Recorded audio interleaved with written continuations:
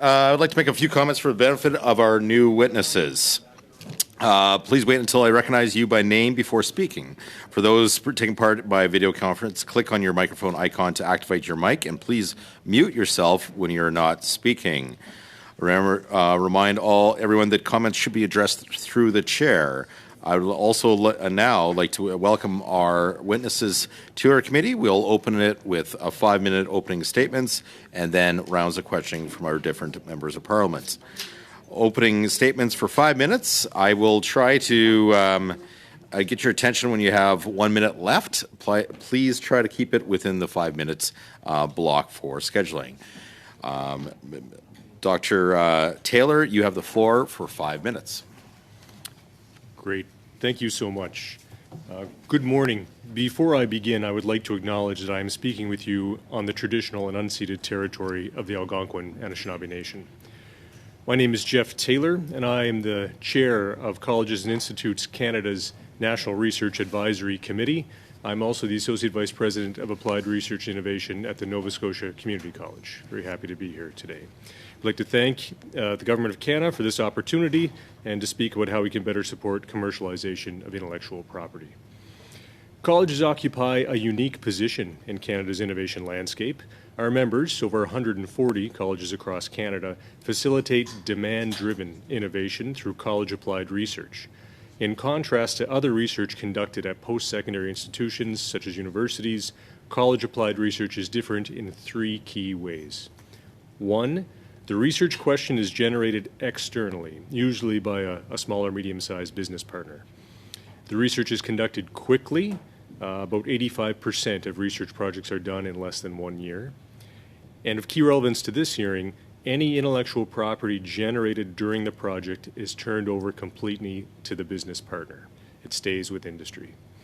This is because colleges have a mandate to support local and regional economic development, and we think the people best placed to commercialize or exploit IP are our business partners. We view this role played by colleges as particularly critical, given Canada's long-standing concentration of R&D activity within the post-secondary education sector. I'll just throw some numbers at you quickly. Canada ranks 20th in OECD for the proportion of GDP spent on R&D, and it ranks 4th for the proportion of R&D conducted in higher education sector versus other countries. In Canada, 39% of total R&D is performed by the higher ed sector. This contrasts to 18.7% in Germany, 23.5% in the UK, and an OECD average of 16%. What this means is that in Canada, the post-secondary education sector is the key driver of innovation broadly and the generation of intellectual property more specifically. This means that post-secondary institutions have built strong reputations as hubs for research support, along with their associated facilities, equipment, and expertise. But despite our proven model of generating IP for businesses, colleges' impact is limited by funding. According to internal analysis, Canada's colleges received only 2.39% of Tri-Council funding in 2020. While our reach is countrywide, and colleges are often the only post-secondary institutions in more rural, remote, or northern communities, our funding limits our opportunity to help businesses generate new IP, iterate on existing products, and explore ways to improve labor productivity. With reach to almost every Canadian community, colleges can be better leveraged to provide these supports and draw connections between businesses and other supports they may need. I'd like to offer 3 recommendations to you on how the Government of Canada can better support the commercialization of IP. First, improve support for the generation of intellectual property by enhancing funding for college-applied research. The entire college sector is united in its call for improved funding. Instead of fighting historical trends, let's leverage the capacity we've built in the system to help it drive innovation for small and medium-sized enterprises. Second, explore funding for colleges to offer education and other wraparound supports on the importance of IP rights to businesses with whom they collaborate. The expansion of IP education and IP supports to businesses through colleges is a natural extension of their role as research support entities. Although, absent funding, it's unlikely that colleges will be able to fully embrace this role. Thirdly, consider more broadly the contributions colleges can make to programs oriented at improving commercialization outcomes in the post-secondary sector, like the government's proposed lab-to-market program that's just coming online. I'd like to thank the committee once again for this invitation to speak to you today, and I look forward to expanding on our views through questions from committee members. Thank you. Thank you so much for that presentation. Now into our panel, 6-minute panel. Starting off from the Conservatives, we have MP Love for 6 minutes. Thanks very much for your presentation. 10 years ago, Gary Goodyear was the Minister of Science and Innovation, and our previous witness, Mr. McLean, talked about Fraunhofer Institutes and everything about this, and applied research versus basic research. And at that time, 10 years ago, Gary came out and he said basically that we need to really focus on applied research. And not to dismiss basic research, but that we need to really double down our efforts on basic research. And the colleges were very supportive of this at the time, 10 years ago. And of course, at that time, though, there was huge critique because they said we were getting rid of basic research. How do you balance the competing interests, let's just say, because it is kind of competing interests between college research and university research, basic research, and can we do both? That's the first question. Can we do both and everybody's happy and they all in the same sandbox? Yeah, thank you for your question.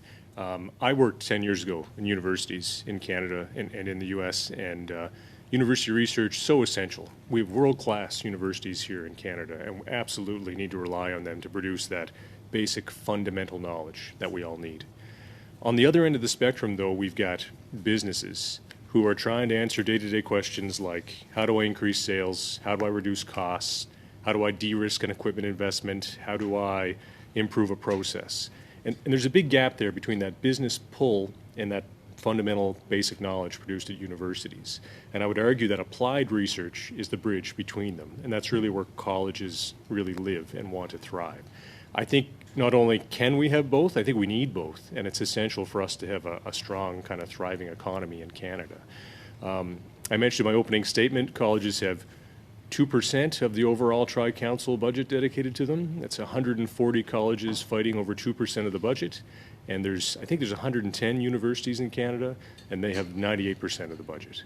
So I would kind of be alarmed to hear universities complain that they're getting really boxed out of any funding.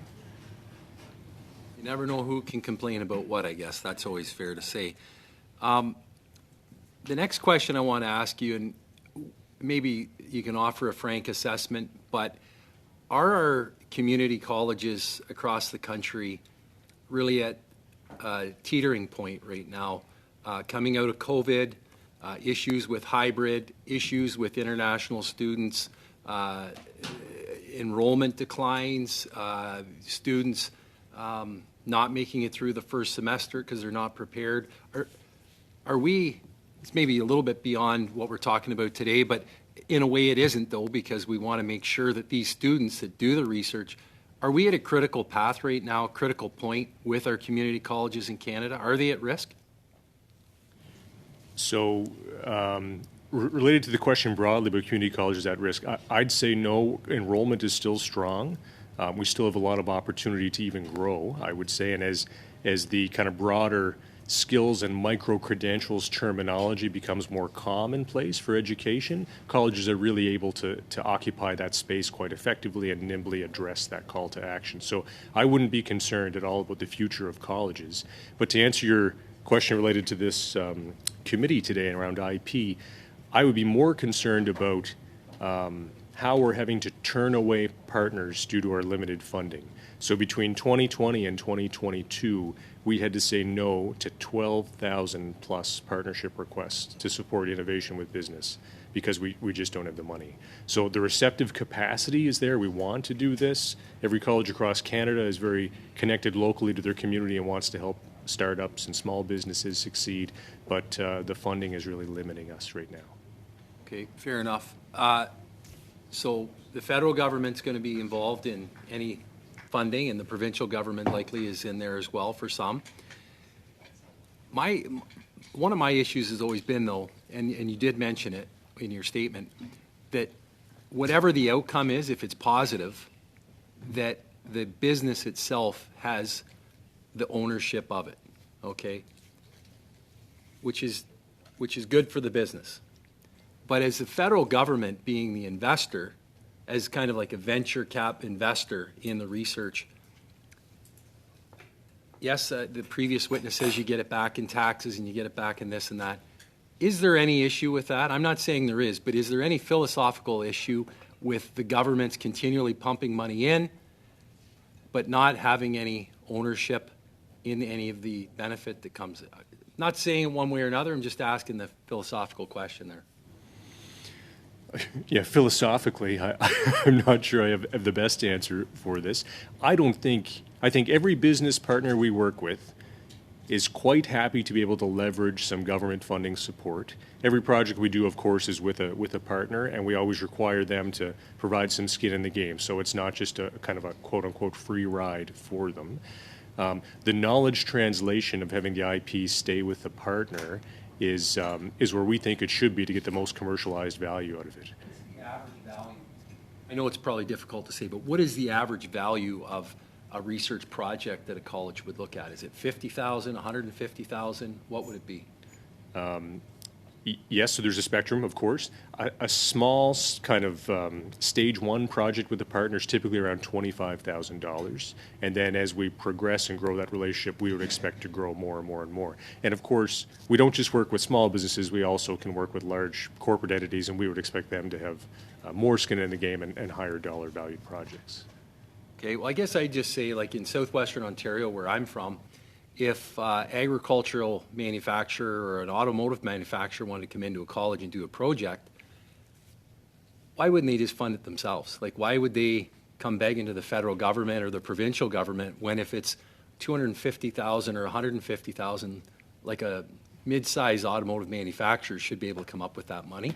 So why do they ask, or why does colleges ask the federal government for this when it maybe even slows the project down? Like, why is it good for the feds to come in when a business could afford to do it? Yeah, so my quick response to that question is please visit your local college and have a tour around. You'll see tremendous facilities, equipment, expertise that probably your example business just doesn't have in-house. And are they going to go out and spend $10 million on a state-of-the-art 3D metal printer just to do a project, or are they going to go first to the college down the street that has one and do the project there? It'll de-risk their investment down the road, and it'll make them feel more reassured that the project will be successful. We have Thank you so much. We're out of time on this round. There'll be a chance to explore this a little bit more on additional rounds of questioning. Up next, Madam Diab, online. Thank you very much, Mr. Chair. And Mr. Taylor, welcome to our committee. It's wonderful to have you there. You're in person. I'm not. I'm actually celebrating the wonderful events happening on the International Women's Day event. So, but I want to welcome you there. And I know that you're the Vice President of Applied Research and Innovation at NSCC. And of course, you're there in your capacity as Chair for the Colleges and Institutes of Canada for the Research Advisory. And I just want to take it from your last comments. Of course, I have visited my local college. I know very well the Nova Scotia Community College and all the campuses and all the great work that's happening. And I know that you oversee a thriving entrepreneurship, research, innovation with international programming, engagement from industry, technology, and all kinds of strategic partnership activities. So you also ended by giving us 3 recommendations, but towards the end, you spoke about the government's Lab to Market initiative. That's a new one for me. And I'm just going to ask you to please expand on how this program could leverage colleges. And also after that, how do you see colleges as involved in the Canada Innovation Corporation? And what is the role that you would envision? Thank you, Ms. Diab. So good to see you again. I remember when you were an MLA in our Nova Scotia legislature and you were briefly the Minister for Labour and Advanced Education. You always made time to come to our campuses, attend events, speak with our students. So it's great to be able to work with you on this particular file today. So two new programs that you bring up, Lab to Market and the new Canada Innovation Corporation. I think not everything is kind of figured out for those programs. They're still in the development design phase. So I don't think we can talk about them fully yet. But if we start with Lab to Market, from what I understand, it is really meant to enable graduate students, postdoctoral fellows, people in a university lab to get their IP out into the marketplace to commercialize. And I think there's a bit of a gap there because colleges don't have graduate students, they barely have postdoctoral fellows, so it really becomes a very university-centric program very quickly. I think it's certainly possible for colleges to grow into this space. We could certainly develop more fellowships.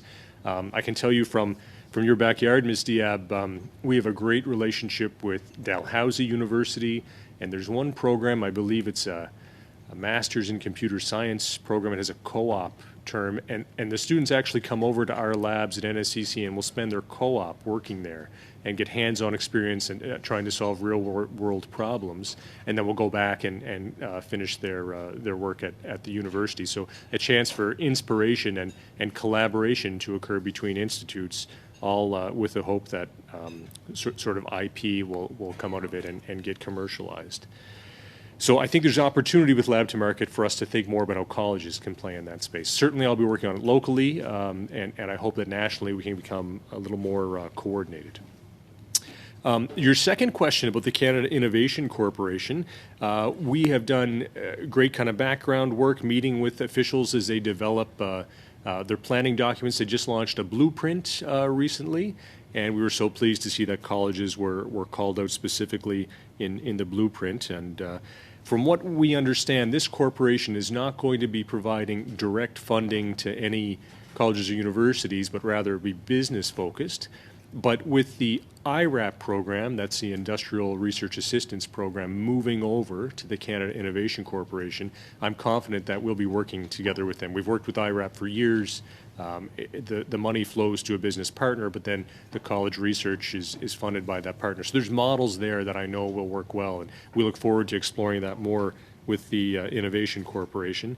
And, you know, I mentioned before that we turn away, in the last 2 years, we turned away about 1,400 potential partnerships. I'm hoping that these new investments, both Lab to Market and the Canada Innovation Corporation, can help prevent that from happening more in the future.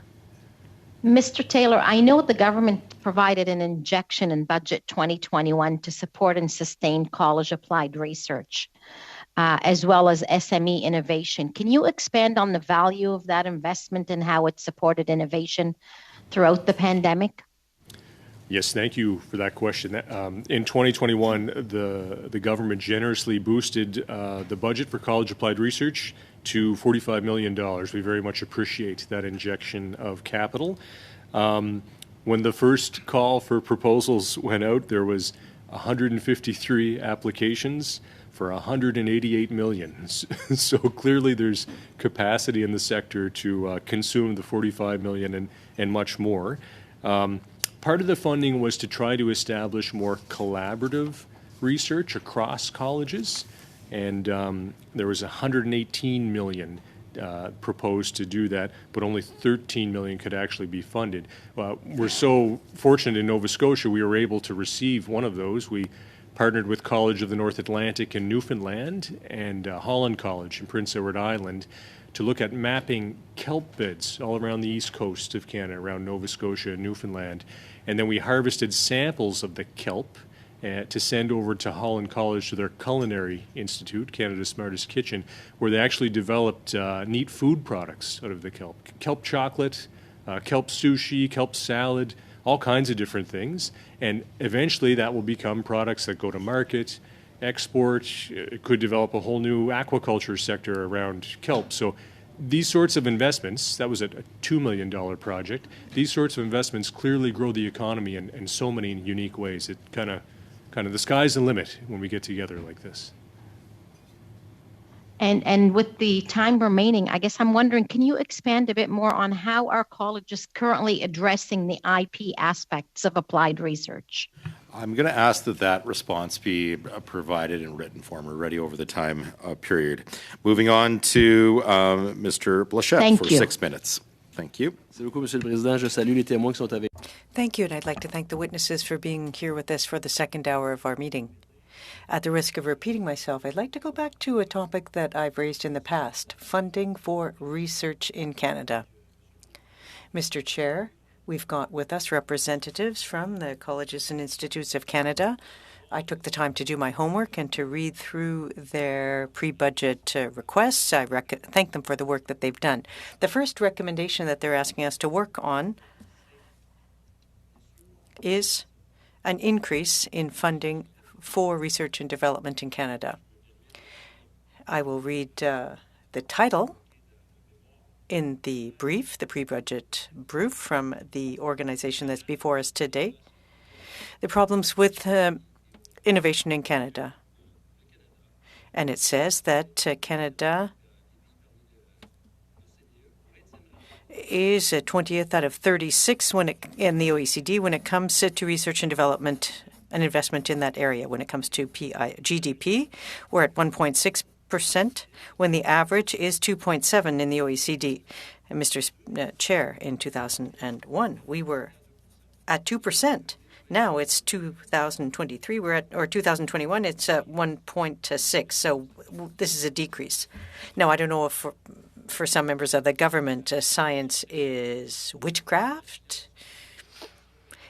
Science isn't done through spells and incantations. No. We need to focus on developing innovation. And in order to do that, we need to see some concrete action. And that involves investments. Now, when we compare the situation, we could say we could console ourselves, but I'm embarrassed when I look at these numbers. It's inconceivable for Canada, a G7 country, to be the only one that has reduced its funding for research and development over the past 20 years. So, Mr. Chair, I'd like to say that it's my duty to reiterate this message. I'm going to keep hammering on it, hoping that people will understand the importance and the significance of the situation. Now, Mr. Chair, I will get to the heart of the matter and ask some questions. This is a very important topic here today, investments in research.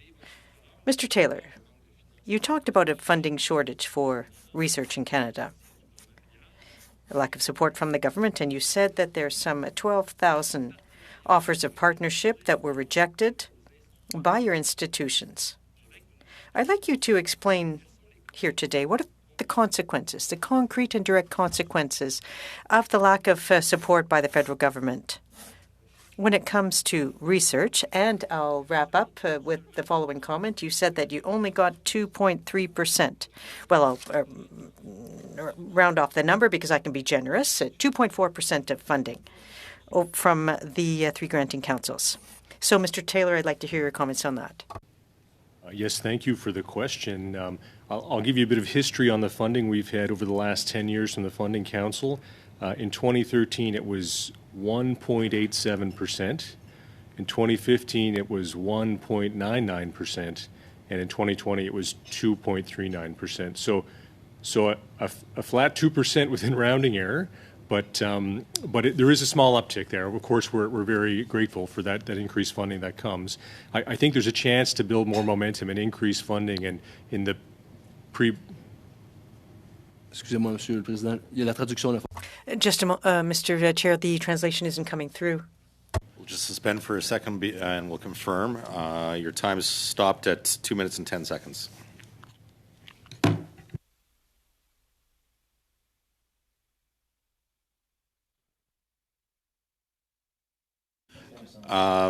For our witnesses, could you talk for 10 seconds here just to confirm our translation? On anything you'd like. So happy to be here and see you and be able to talk about this. Sounds good. The translation is working. We'll resume now, Mr. Blanchette. Okay. Coming back to the question, I was citing some numbers of funding that we've received at colleges over the last 10 years.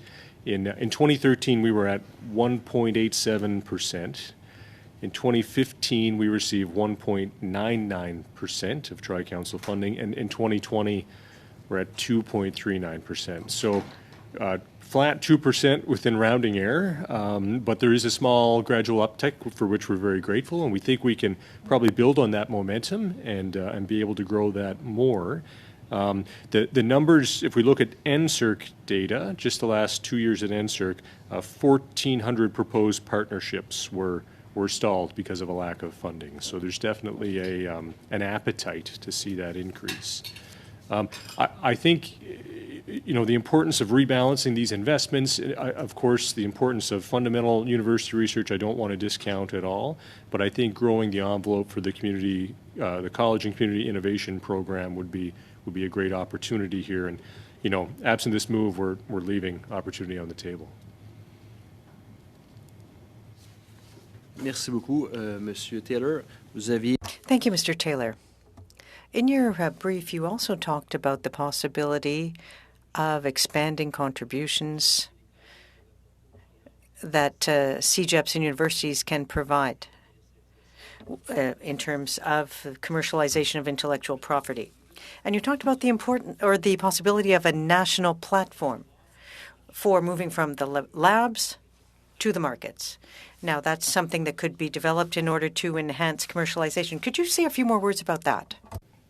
Yeah, thank you. Right now, we believe this IP staying with the partner is the best strategy, but our projects are funded in a very limited way, so it's almost transactional. Yes, partner, thank you for this project. We'll work with you. Here's your product. Here's your result. Here's your validated process. Good luck. We don't have any funding for wraparound supports. We don't have funding to do follow-up and really guide any IP strategy for the partner. We make referrals, of course. We're part of this larger ecosystem. We're happy to connect them to other partners, but they're largely on their own once the project ends. And we're quite proud of how short and sharp we are, how fast we can move with projects. I think I mentioned 85% of college projects are less than a year, and we really pride ourselves on that. But that can be limited for the business partner who's trying to figure out what to do with their IP when they're done. So support for relationship development and wraparound supports and a national scale, a national framework for that would be wonderful.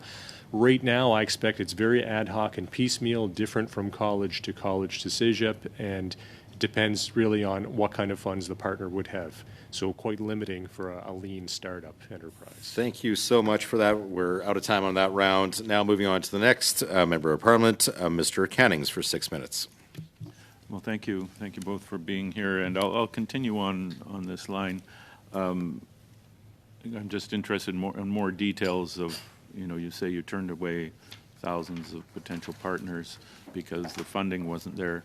Just first of all, what stage are these companies coming to you? Are they full-fledged companies and this is something that they've just want to work on a new product, or are they real startups with very limited cash? Just wondering if you have a sense of what kind of companies are coming to you.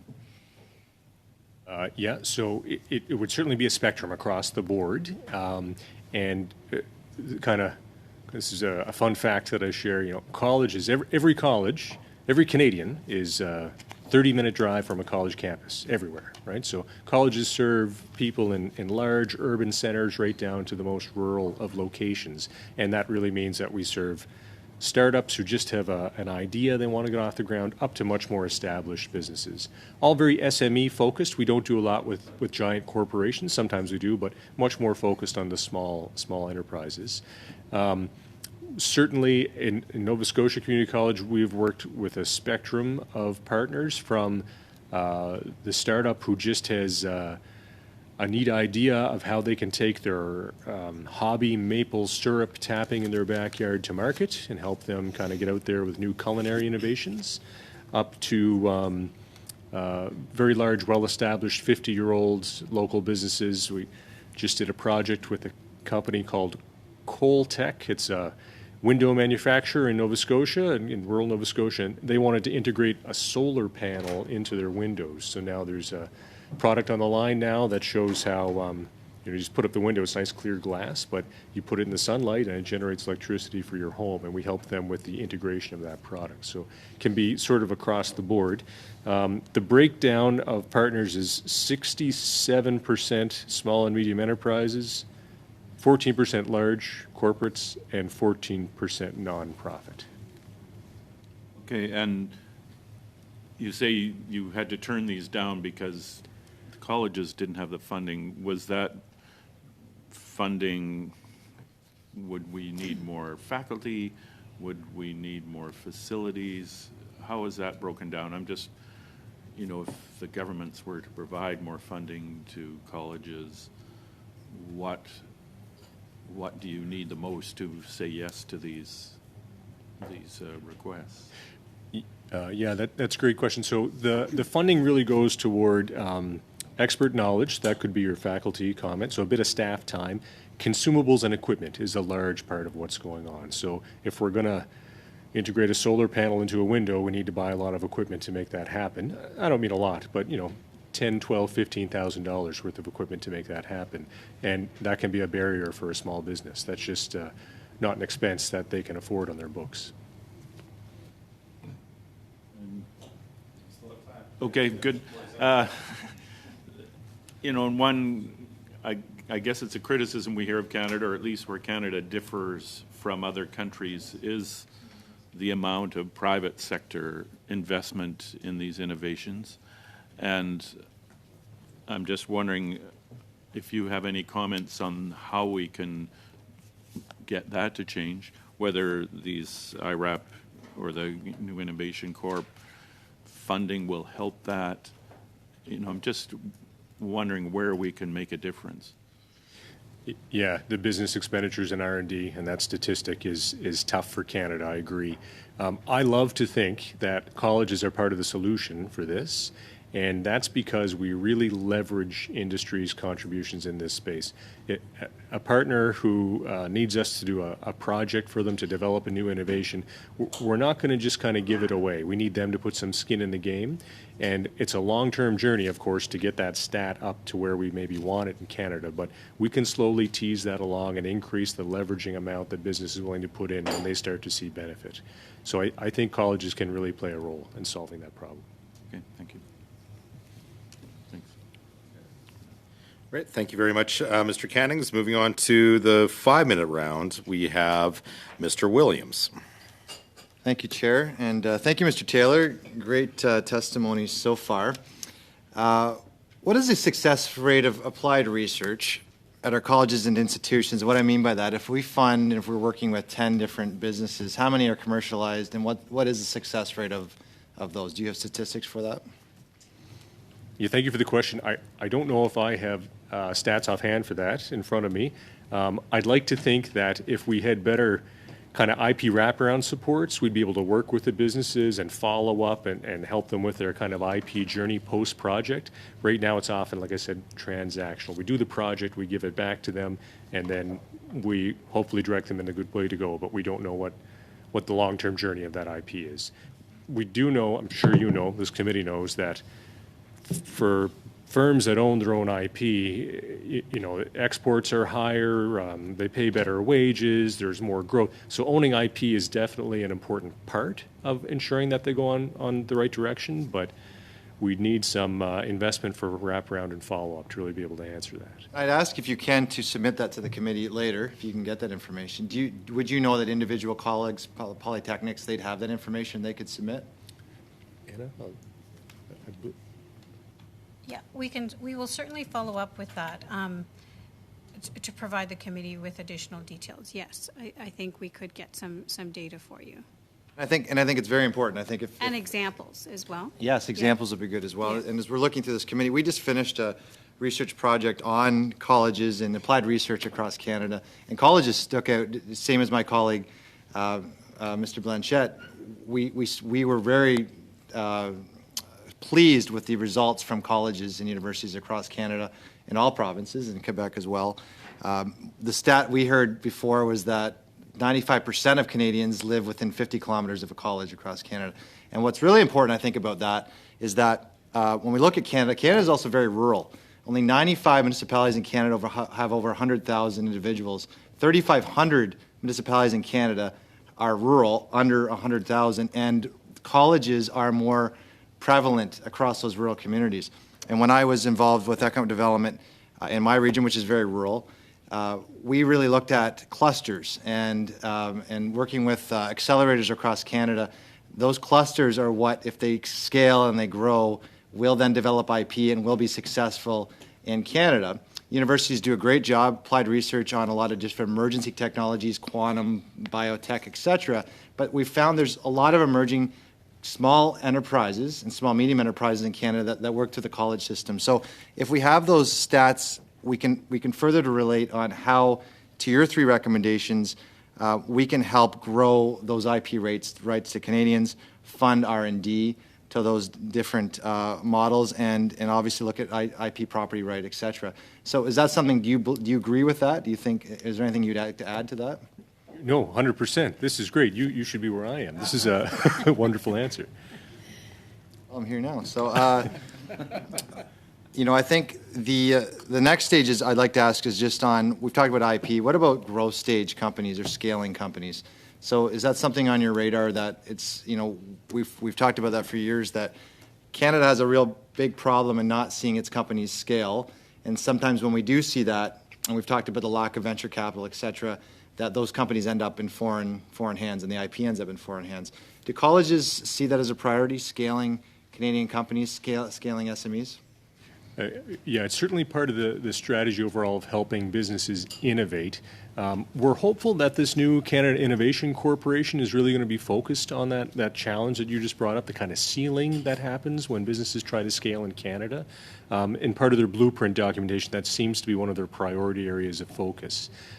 We would offer a spectrum of services and try to tailor opportunities right from the startup up to a large corporate partner. You know, if I go back to my Nova Scotia examples, Irving Shipbuilding has the big contract to build warships for the next 30 years. We work with them all the time on everything from workforce needs to R&D projects. So we can certainly address the spectrum of business challenges. I think capacity is there within the sector. It's really the funding limitation that we get jammed up with. Last question, Mr. Chair. We'll have 10 seconds. In terms of funding, because you have a large alumni network and you work directly with Canadians that own businesses and SMEs, do you think you could come up with a strategy that helps see venture capital grow, maybe 50-cent dollars to government dollars through the college system, their networks to local companies?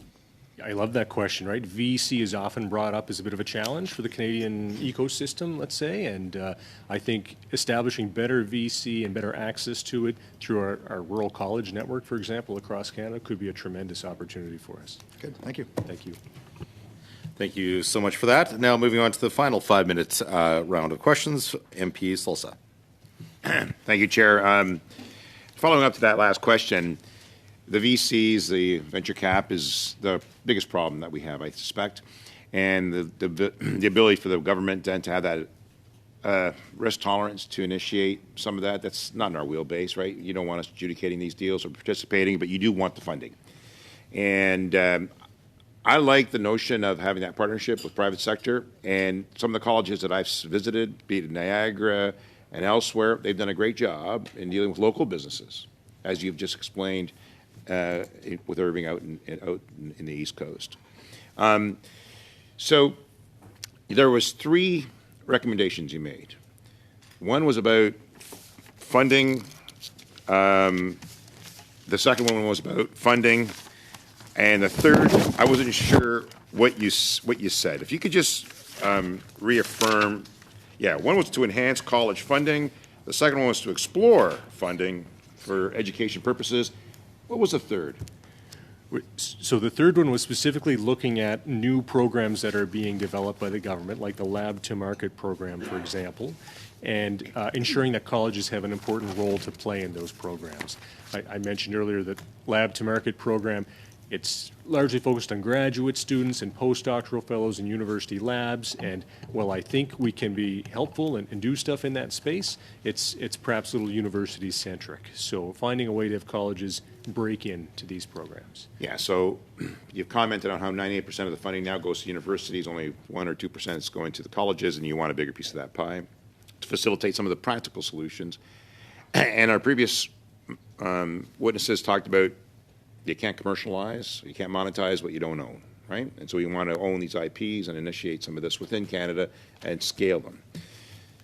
But you also want them to win, right? So the question then becomes, in order for that to happen, providing the funding alone, and we've heard some criticisms that funding is actually not as strong as it can be or should be, but what's really at risk is who's that funding coming from? And we want a bit more of that risk tolerance because we're risk averse, right? And the traditional banks in Canada are risk averse too. Right? That's not what they do. They're not taking equity risk. The equity, by its nature and by its very term, is equity owned by the investor. We heard criticism already that we don't want the government just to throw money out on a deal. We want the government to actually have an equity stake so they benefit. But that's not what government's there for. We're there to promote and enhance and encourage investment from private sector. We're there to encourage and provide a stimulus by which some of the private sectors can grow, create jobs, and succeed. That's the role of government. Do you want government owning businesses? Do you want government being in the sector that actually operates these and then takes equity risk and then suddenly changes its scope?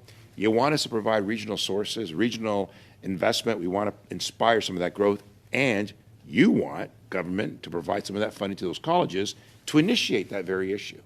So the measurement of our government engagement isn't by way of success in the choices we make. That is up to the private sector, and that's up to the government, and that's up to the colleges to provide some of that adjudication. It's up to the government to provide resources and stimulus, I suspect is what I'm hearing you say. And that measurement has to be done in that capacity. So how do we then facilitate government engagement by not then being critical of government by making the engagement, right? Opposition will say, you're investing in crap. I'm sorry. You're investing in deals that don't work. The fact is, deals do work on occasion, and that's the payoff. How do you equate that? I'll give you a story, maybe Yeah. a success story, and we can use that as an example. So it's another local Nova Scotia story. This is a rural machine shop, I'd call it. Entrepreneur, it's like a husband and wife team running their own business, hiring local people. He had a neat idea to develop I think it's called a slouch correction device. It's kind of like a seat belt that people in a wheelchair would use. If you have a spinal cord injury and you're in a wheelchair, posture becomes an issue, and this is sort of a seatbelt device to correct that. We helped him innovate. It was a $15,000 project. We helped kind of prototype and develop this thing. He said, I think I've got something good here. I can't buy the IP. I don't have money. I don't know how to file this. Could you guys do me a favor? Could you file to register this patent, and I'll buy it from you 2 years later, some period of time later. And we did that. And we used government money to do that, and we sold it back to him, recovered that investment, and he's now employing 40 people in rural Nova Scotia to do not just this particular device, but build other things. But he now has experience with IP and patents, and he knows how to kind of go down this road. That's a very anecdotal story. It's a one-off. I wish we could scale that up and do that at every college in Canada all the time. Yeah, it is a great story. We want to see more of that. And again, it's the stimulus by which the government engaged to facilitate it. But you also have to be tolerant that many of those instances, you won't succeed.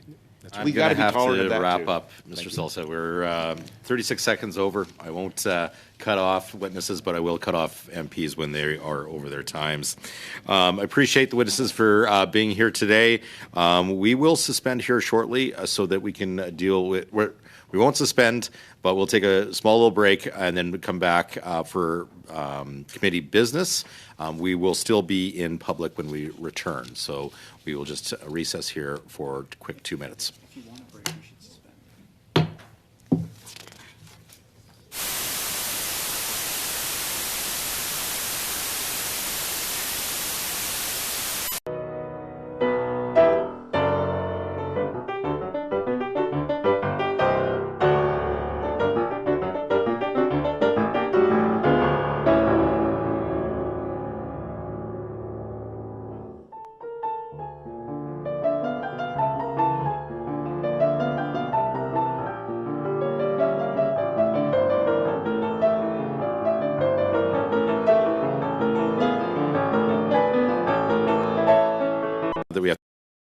discuss. First of all, the clerk has distributed a draft supplementary budget for our study on the international moon shot programs. As explained by email, we slightly underestimated our expenses when adopting the original budget for the study. The supplementary budget of $2,550 will cover what is left. Is there a motion to adopt the supplementary budget? So moved. There's a motion to adopt. All those in favor? Seeing that we have agreements, I accept that that motion is passed. Moving on, the chair would like to share an update regarding the committee's proposed travel in relation to the study of big science in Canada. I will turn to the clerk for this information. Thank you, Mr. Chair. So I'll go quickly. As we heard at the last meeting, the travel period from January to March 2023 is coming to a close very soon. We have not received the House's approval to travel during this period, so the Chair has instructed me to begin planning for the next travel period, which is April to June 2023. A reminder, this process has 4 major steps. So first, a preliminary proposal is submitted to the Liaison Subcommittee. If this is accepted, then a detailed budget is submitted to the Liaison Subcommittee. Then if this detailed budget is accepted, it's up to the House to adopt a motion to actually authorize our travel. Only once we receive this authorization from the House can the committee actually begin spending from the budget it adopts. So that means booking flights, accommodations, etc. So as I mentioned by email recently, the committee is now at step 2 of this process for the April to June period. So the subcommittee has accepted our preliminary proposal, and at the chair's instructions, my logistics team and I have researched and put together a draft detailed budget for the proposed travel, and this was distributed last week. As indicated in the draft budget, we would be visiting the same sites as originally planned. The traveling group would still include 7 MPs, 2 analysts, a clerk, and the necessary interpretation staff. And after considering several factors, Madam Chair instructed me to plan the travel for the break week in May. So that's Sunday, May 21 to Saturday, May 27. So it's for those dates that this draft budget is made. To proceed to the next step and continue the travel planning, the committee needs to adopt a budget before Friday this week, March 10. So if members have any questions, I'll do my best to answer them, but I do know we have limited time. But. Seeing that there's no questions, I'll just, as clerk mentioned, a draft travel budget has been distributed. If we want the travel planning to continue, the committee needs to adopt a budget and submit it to the SBLI no later than this Friday. Is there a motion to adopt this travel budget? Seeing that there's a motion to adopt the budget, are we in agreement that pass the motion? Seeing agreement, I adopt the motion as passed. Finally, a reminder that the committee agreed to send a list of proposed witnesses to the clerk for the IP commercialization study by tomorrow, March the 8th. Once the deadline has passed, the compiled list will be reshared. As always, the analyst can offer witnesses suggestions upon request, and the wish to appear list is also regularly updated and shared. That is the end of what I have for community business. Now we have Mr. Blanchette. Merci, Monsieur le Président. Écoutez, j'aurais Thank you. I have 2 points. First of all, I'd like to hear from our analysts about how the drafting is going on the report with respect to scientific publication in French. I'd like to know when we could plan to have a document to review so that we can consider the draft. Concernant la préparation. With respect to the preparation of this report, it is currently being translated. The first draft is underway. We're waiting for the translation to make some adjustments, and then after that we'll be able to distribute to the committee. Are you able to give us a date when you would be able to present it to the committee? I can't give you a date at this point, a specific date. If I may, this is a public meeting, but throughout the month of March, a decision will have to be made. It will come through translation? Yes, I do understand that it's not possible to tell us exactly what day it'll be translated by. All right, thank you. So second point, Mr. Chair, then. At the last meeting, I asked some questions of witnesses, and some witnesses were unable to answer because they didn't have enough time or they didn't have the answers. And I asked for some answers in writing to be sent in. During the meeting on February 2nd and February 7th, I asked some questions, thinking that I would receive some answers, written answers. It's almost, a month? 4 weeks, in fact. And I still have not received any of those answers. So I'd like to know what steps are taken, what normally happens, or perhaps the clerk can help us with respect to that, because we had some written answers from other witnesses, but some have not. These questions were directly to government officials. I'm not sure if they have a specific approach they use. Or perhaps the clerk could clarify that situation for us. Generally speaking, witnesses following the meeting generally follow up with their written answers. If a member asks me, I can follow up, do a specific follow-up. With respect to a deadline, well, that would be up to the committee that needs to establish a deadline for the written answers. All right, then I'll be more precise then. Mr. Chair, through you. My questions on February 2nd were put to the Minister of Science and Innovation, with representatives from the 3 granting councils. That was the first question we didn't answer from. The second went to the scientific advisor, the chief scientific advisor, on February 7th. Now, we received an answer, a written answer from her office, but not the answer to my question. At least to date, it hasn't come in. So it would be greatly appreciated if a reasonable deadline were established so that committee members would we could receive the answers and so that we can be in a position to do the work that we need to. 4 weeks, to my mind, is a reasonable time frame for that kind of answer to be provided. Outside calling the witness back to the committee to have additional questions posed to the minister, I think it would be appropriate to the clerk and analyst if we ask the Liberal members to talk to their colleague about providing the written responses. And I guess if written responses isn't provided to those questions, there will be a motion from the committee to have the minister reappear. So I suspect this information is not going to go away just from today, but I encourage to have those conversations to encourage those responses.